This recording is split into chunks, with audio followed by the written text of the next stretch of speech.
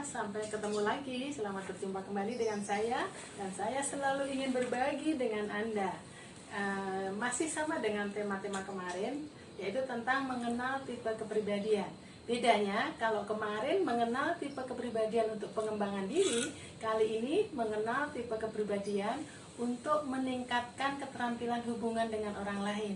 Nah, di dalam pengembangan diri selalu bicara dua hal, yaitu mengelola diri sendiri dan mengelola orang lain. Kalau materi sebelumnya adalah mengelola diri sendiri, kali ini mengelola orang lain. Dua-duanya tentang mengenal tipe kepribadian. Nah, di dalam kehidupan sehari-hari, pada dasarnya setiap orang itu mempunyai kebutuhan untuk dipahami, untuk dimengerti, untuk diterima, dan kemudian untuk diakui. Nah, berarti keterampilan memahami orang lain begitu pentingnya. Masalahnya kan tidak mudah. Apakah kita bisa memahami orang lain atau tidak? Nah, saya akan ajarkan bagaimana memahami orang lain dari ciri-cirinya. Kalau kita sudah memahami dari ciri-cirinya, maka selanjutnya kita bisa mengapresiasi, mengakui mereka, sehingga hubungan menjadi lebih baik. Nah, ketika kita memiliki keterampilan di dalam memahami orang lain, kita lebih mudah berinteraksi dan berkomunikasi dengan mereka.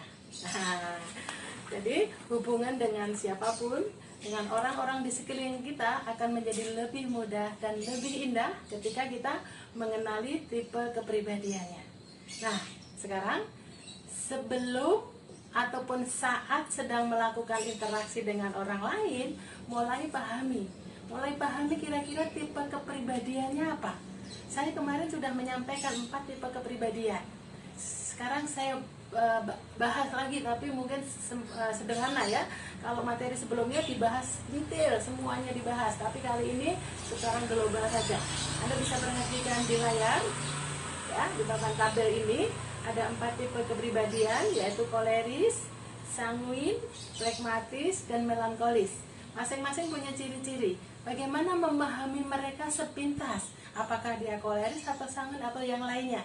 Nah, mudahnya begini, kita lihat yang di atas 2 itu, yaitu koleris dan sanguin, itu dua-duanya adalah orangnya terbuka. Nah, tipe 2 orang ini tipenya terbuka, lebih mudah ngomong, lebih mudah spontan bicara, lebih terbuka, dan tapi ada perbedaannya. Kalau koleris tipe terbuka, tetapi orientasinya pada pekerjaan, pada tugas. Sedangkan kalau sanguin tipe terbuka, tapi orientasinya hubungan. Kalau koleris nampak tegas, nampak apa adanya. Tapi kalau sanguin nampak manis, nampak ramah, nampak rame, nampak heboh, kayak gitu ya. Nah, itu ciri-ciri untuk orang yang ekstrovert. Kemudian 2 yang lain, yaitu melankolis dan pragmatis, dua-duanya ciri-ciri orang introvert. Ciri-ciri introvert ya. Introvert itu nggak mudah terbuka, lebih mendalam, lebih menyimpan diri, seperti itu. Nah, tapi ada perbedaan. Kalau orang pragmatis itu lebih tenang, relationship itu bagian yang penting bagi dia, orang pragmatis, hubungan antar orang lain, dan lebih teduh gitu ya. Tetapi kalau melankolis, dia orientasinya tugas. Dia introvert, orientasinya tugas. Biasanya lebih ke pekerjaan dan lebih serius, modelnya seperti itu. Nah, sekarang 4 ini sepintas seperti itu. Nah, sekarang ciri-ciri yang menonjol di antara keempatnya adalah, kita mulai dari yang koleris. Koleris orang yang kemauannya kuat, jadi ingin majunya kuat, visioner, tetapi kurang terencana. Jadi kadang-kadang nampak keburu-buru gitu, maunya target gitu ya. Sementara kalau sanguin ciri-cirinya hangat, ceria, ramah, menyenangkan gitu ya, tapi tidak terorganisir. Tidak terorganisir. Nah, kalau pragmatis orangnya stabil, tenang, bijaksana, tapi kurang antusias orangnya. Nah, yang melankolis yang terakhir adalah cermat, teliti, terkonsep dengan baik gitu ya, tetapi terlalu sensitif. Nah, jadi itu gambaran ringkas dari 4 tipe kepribadian. Anda mulai membayangkan dong, orang ini yang mana, seperti itu ya. Nah, sekarang bagaimana setelah kita mengenali masing-masing, bagaimana cara menghadapinya? Kita mulai dari yang pertama. ya. Kita mulai dari koleris. Koleris itu kalau di DISC orang-orang dominan ya. Nah, orang-orang ini nalurinya memimpin. Orang-orang koleris nalurinya memimpin. Orangnya tegas. Ya, orangnya tegas. Kemudian orientasi selalu pada target. Jadi orientasi hasil, orientasi target gitu ya. Orangnya visioner, kemudian pekerja keras, kemauannya kuat, percaya dirinya luar biasa orang-orang ini. Kemudian praktis dan logis, tipe-tipenya seperti itu. Nah, sekarang kelemahannya dia senang menguasai, tipe dominan. Kemudian tidak sabaran, senang memaksa, kemudian terburu-buru, gengsi kalau ngaku kalah. Nah, orang ini merasa nggak salah soalnya. Jadi dia kalau ngaku satu gengsi banget dan keras kepala. Wow, keras kepala. Nah, sekarang bagaimana menghadapi atau berkomunikasi dengan tipe orang seperti ini? Kita harus punya cara ya. Caranya seperti ini ya. Yang orang-orang seperti ini paling senang diakui tentang prestasinya, capaian pekerjaannya. Dia orientasi tugas, orientasi pekerjaan. Jadi dia paling senang diapresiasi, tentang dipuji mengenai prestasi kerjanya. Nah, kemudian kalau ngobrol dengan dia selalu bertanya, alasannya apa? Maka kita harus bisa memberikan alasan yang logis untuk apapun, karena dia selalu logika gitu ya. Kemudian dengan koleris jangan basa-basi, karena dia nggak suka. Dia senangnya to the point, ya. Maka harus segera sampaikan apa adanya. Kemudian komunikasi dua arah, karena kalau Anda nggak setuju jangan diam, karena kalau Anda diam dianggap setuju dan running. Seperti itu ya. Jadi kalau nggak setuju segera ngomong. Kalau nggak setuju harus komunikasi dua arah. Kalau Anda diam Anda akan diatur gitu ya. Nah, kemudian Anda juga perlu mengendalikan supaya tidak terlalu keras, melembutkan, mengarahkan dalam hal ini, karena dia sebetulnya nggak senang diarahkan. Maka kita harus punya cara yang lembut supaya mengingatkan sebetulnya prosesnya seperti apa. Dia biasanya punya target, kita mesti begini, kita mesti begini, kita mesti begini, tapi dia tidak mempersiapkan prosesnya. Jadi kita langsung bertanya, kalau begitu apa yang mesti kita persiapkan? Nah, biasanya gitu. Karena ingat, orang ini senang mengatur tapi nggak senang diatur. Jadi kalau kita mengatur, kita harus punya strategi supaya dia nggak terasa kalau diatur gitu. Ya, kata-katanya adalah kita mengingatkan. Nah, orang koleris itu nggak mudah untuk dikritik. Dia biasanya nggak terima kalau dikritik. Nah, saya ajarin ya. Cara mengkritik orang koleris itu seperti sandwich ya.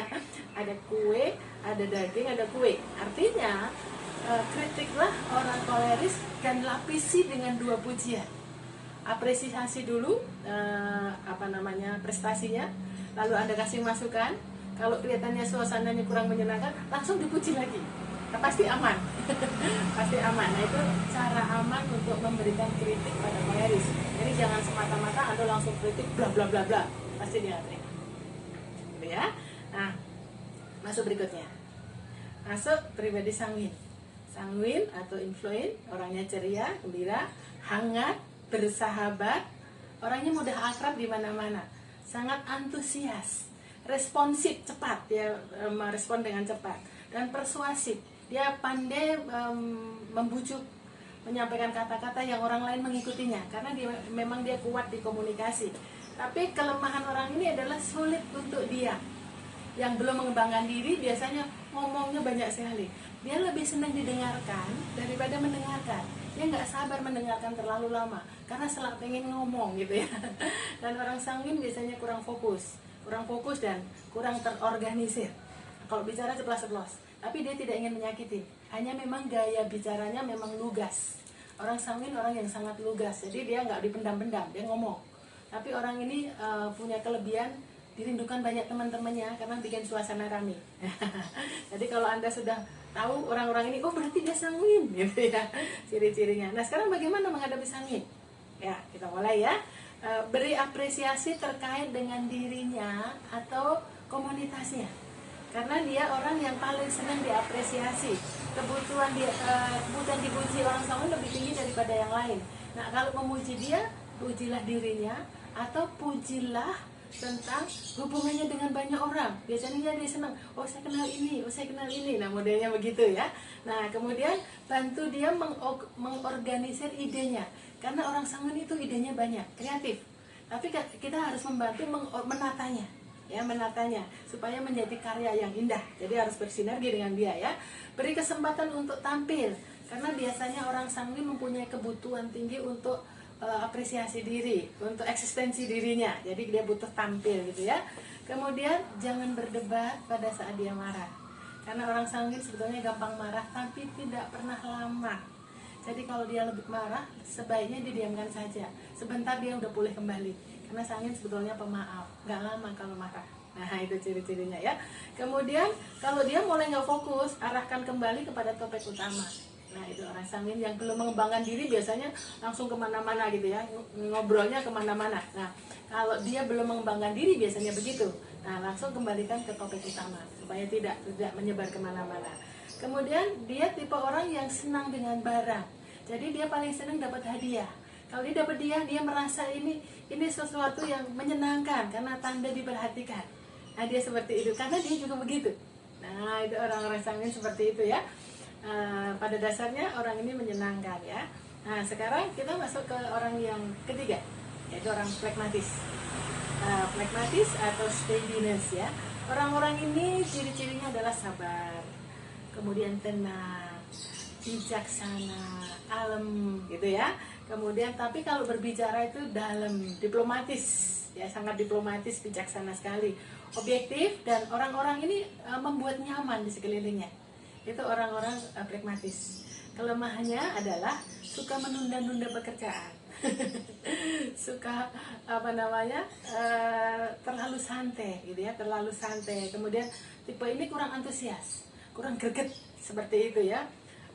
Suka mengalah, suka kompromi dengan mengalah. Padahal dia sebetulnya nggak salah, tapi dia memilih mengalah untuk kompromi seperti ini. Nah, kemudian di dalam mengambil keputusan terlalu lama karena dia terlalu berpikir, takut nyakitin orang lah, berpikir inilah, berpikir itu. Maka bagaimana cara menghadapi orang seperti ini? Nah, yang pertama adalah yakinkan tentang keputusan yang sudah diambil. Karena biasanya begitu ngambil keputusan, dia terus ragu-ragu, mikir-mikir lagi gitu ya. Jadi yakinkan, keputusanmu udah tepat, oke, jalankan. Nah, seperti itu. Dia butuh peneguhan di dalam pengambilan keputusan. Kemudian bantu dia menetapkan tujuan, ya, bantu menetapkan tujuan dan target. Karena biasanya dia relax dulu, santai dulu gitu ya. Kemudian beri batas waktu. Bagi orang pragmatis, manajemen waktu sangat penting. Karena kalau enggak nanti ditunda. Ya, nanti ditunda-tunda seperti itu ya. Jadi kasih batasan waktu. Nah, kemudian kalau Anda sudah memberikan dia tujuan, target, beri batasan waktu, ingat, selalu diingatkan kembali. Selalu diingatkan pada targetnya. Kalau diingatkan dia akan lebih antusias ya. Kemudian dia tidak pernah mau mengambil kesempatan kalau tidak ditunjuk. Maka padahal kalau dia diberi kesempatan dia bisa. Misalkan gini nih, ngumpul nih, siapa yang mau jadi pemimpin? Pasti dia diam. Tetapi kalau Anda tunjuk, Anda yang menjadi pemimpin, kali ini kita butuh pemimpin, dia bersemangat, iya, dan dia bisa. Hanya dia memang butuh ditunjuk, tidak berinisiatif untuk menawarkan dirinya. Nah, itu tipe-tipe pragmatis ya. Kemudian dia senang relationship, maka bangun hubungan kekeluargaan, silaturahmi dengannya, kalau itu sahabat kita misalkan. Kalau dalam keluarga ya bangun hubungan, karena dia paling senang menjalin hubungan kekeluargaan. Nah, sekarang yang terakhir, melankolis ya. Melankolis tipenya adalah perfeksionis, kemudian detail sekali, orangnya detail. Perencana yang baik, dan dia sangat akurat mengenai data. Orang ini pekerja keras, analitis, kemudian tekun, disiplin, dan dia pandai membuat sebuah konsep. Nah, kelemahannya orang-orang melankolis ini adalah sulit delegasi. Kenapa dia sulit delegasi? Karena dia nggak yakin apakah orang lain bisa mengerjakan seperfect yang dia pikirkan. Nah, karena itu biasanya dikerjakan sendiri. Itu kelemahan. Padahal seharusnya dikerja dengan tim, berikan kepada orang lain. Tidak mudah percaya dan selalu butuh bukti. Nah, itu tadi ya, khususnya mengenai data. Sensitif, orang ini sensitif dan agak sulit memaafkan orang lain. Nggak gampang marah, tapi kalau marah lama orang-orang seperti ini ya. Dan biasanya kurang bersosialisasi dengan orang-orang di sekelilingnya, karena dia cenderung lebih suka sendiri, individual, fokus pada dirinya sendiri, begitu ya. Nah, oke, sekarang bagaimana menghadapi melankolis ya? Menghadapi melankolis yang pertama adalah jaga hati, karena orang melankolis itu moody. Kalau moodnya lagi baik, dia keren sekali, dia bisa membuat karya-karya besar. Tapi kalau lagi moodnya jelek, bad mood gitu ya, males. Males seperti itu ya. Jadi jaga hatinya supaya dia selalu wow gitu ya. Nah, supaya dia bisa membuat karya-karya besar, supaya dia selalu hebat. Nah, kemudian beri waktu jika memberi tugas pada orang-orang melankolis. Kenapa? Karena waktunya mepet, dia nggak bisa mengerjakan. Karena dia selalu berpikir nanti nggak bagus. Nah, untuk itu perlu proses. Untuk kebutuhan perfeksionisnya dia butuh waktu. Nah, kalau enggak dia galau ya, dia galau karena kayaknya ini belum bagus ya. Seperti itu, dia menunda karena apa? Karena merasa belum bagus, biasanya begitu ya. Kemudian tepati janji dengannya, karena orang melankolis itu orang yang disiplin, dia nggak suka kalau kita mengolor-olor waktu sebetulnya ya. Kemudian ingatkan dia kalau terlalu merasakan berlebihan, karena orang melankolis itu sensitif, bahkan kadang-kadang baper.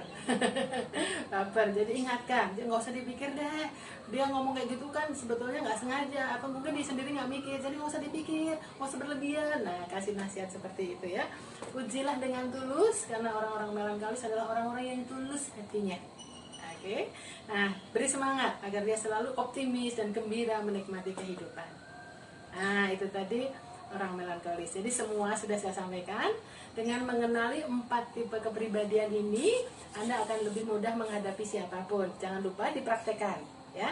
Jangan lupa dipraktekkan. Yang mulai dari kenalin orang-orang di sekelilingnya. Kira-kira tipe mana nih?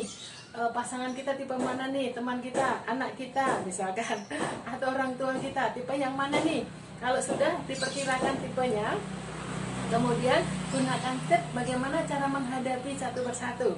Nah, tipe kepribadiannya seperti ini, berarti menghadapinya begini. Saya jamin kalau Anda mempraktekkan ini, hubungan Anda dengan mereka lebih baik. Oke? Sampai di sini dari saya, semoga bermanfaat. Jangan lupa like and subscribe. Salam sukses. Keep fighting.